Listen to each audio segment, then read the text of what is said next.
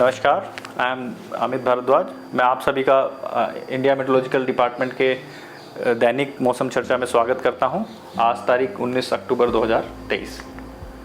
जैसा कि आप देख सकते हैं, ये पिछले 24 घंटे के अंतराल में जो वर्षा रिकॉर्ड की गई है IMD ऑब्जर्वेटरीज में, उनको यहाँ पर दिखाया गया है। Only light to moderate rainfall जो है रिपोर्ट की गई है और उनको मार्क किया गया है इन रीजन्स पे। यहाँ पे आप देख सकते हैं उत्तराखंड, नॉर्थ ईस्ट की जो रीजन्स हैं उनके आइसोलेटेड लोकेशंस पर लाइट टू मॉडरेट रेनफॉल, और आप देख सकते हैं Orissa, Jharkhand, Madhya Pradesh, Telangana, Madhya Maharashtra, Marathwada as well as Konkan and Goa, south interior Karnataka, Kerala and Tamil Nadu, और लक्षद्वीप एंड अंडमान निकोबार के कुछ कुछ इलाकों पर लाइट टू मॉडरेट रेनफॉल जो अमाउंट है वो दर्ज किया गया है।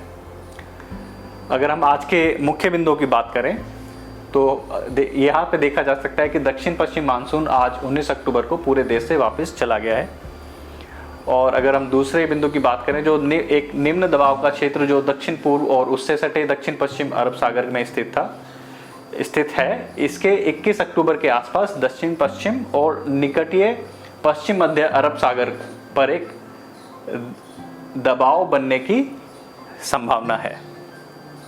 और अगर हम दूसरे सिस्टम की बात करें, जो 21 अक्टूबर की सुबह तक बंगाल की खाड़ी के मध्य भागों पर एक कम दबाव का क्षेत्र बनने की संभावना है, और ये कम दबाव का क्षेत्र 23 अक्टूबर के आसपास बंगाल की खाड़ी के पश्चिम मध्य भाग पर इसके और अधिक तीव्रता होने की भी संभावना बताई गई है।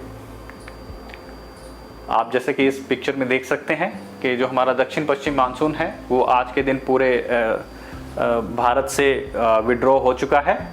और अगर हम नॉर्थ ईस्ट मानसून के बारे में अगर थोड़ी बात करें तो दक्षिणी प्रायद्वीपीय भारत में पूर्व और उत्तर पूर्व हवाओं के शुरू होने की के साथ अगले 72 घंटे में दक्षिण पश्चिम प्रायद्वीप क्षेत्रों में पूर्वोत्तर मानसून की गतिविधियां यानी कि नॉर्थ ईस्ट मानसून की गतिविधि शुरू होने की भी संभावना बताई गई है।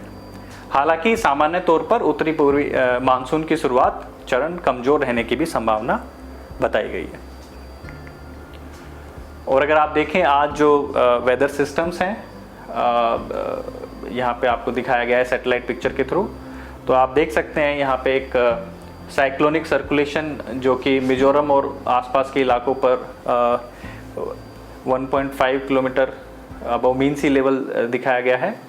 एक और यहाँ पे साइक्लोनिक सर्कुलेशन है जो कि समुद्र तल से 5.8 किलोमीटर अबव मीन सी लेवल तक ये देखा गया है। और आप जैसा कि देख सकते हैं एक cyclonic circulation over south east bay of Bengal adjoining east central bay, एक साइक्लोनिक सर्कुलेशन है जो कि इंटेंसिफिकेशन होने की संभावना इसकी भी है। और जैसा कि आपको बताया गया है लो प्रेशर एरिया जो कि अरेबियन सी पर स्थित है, साउथ ईस्ट अरेबियन सी एडजॉइनिंग ईस्ट सेंट्रल अरेबियन सी, इसके भी 21 अक्टूबर तक इसके जो है इंटेंसिफिकेशन की संभावना को भी बताया गया है कि जो कि इंटेंसिफाई होने which can intensify into a depression over southwest and adjoining areas over west central Arabian Sea around 21st of October।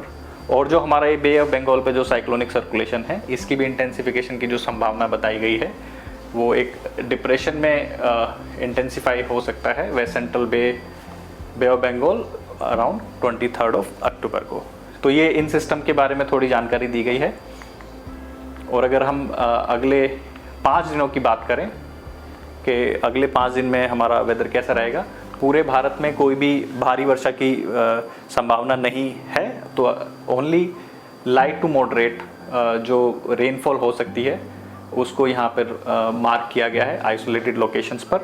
So there is no warning for heavy rainfall has been issued, और पूरा जो India है वो no warning green colour में दर्शाया गया है। So no warning for heavy rainfall for next 5 days. अगर हम बात करें सिस्टम से रिलेटेड हमने ये फिशरमैन ग्राफिक्स के फॉर्म में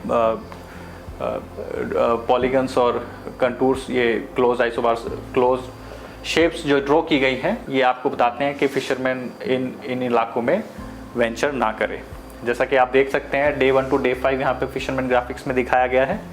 डे 1 में केरला और लक्षद्वीप के areas, Comorin area, Gulf of Mannar और उससे सटे हुए इलाके तमिलनाडु कोस्ट के और south west Bay of Bengal के जो इलाकों पर है वहाँ पर स्क्वली वेदर की वार्निंग दी गई है।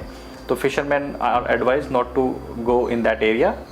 और जैसे सिस्टम स्पेसिफिक अगर हम बात करें तो जो हमारा यहाँ पर लोकेशंस हैं वो हमने मार्क कर दी है डे 1 से डे 5 सिस्टम से रिलेटेड।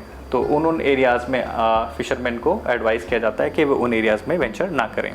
इन सिस्टम से स्पेसिफिक फर्दर डिटेल्स के लिए आप हमारी IMD की वेबसाइट्स को फॉलो कर सकते हैं, साइक्लोन वार्निंग बुलेटिन्स को फॉलो कर सकते हैं कि इनका इंटेंसिफिकेशन और detail of this system will be provided, वहाँ पर प्रोवाइड की जाएगी।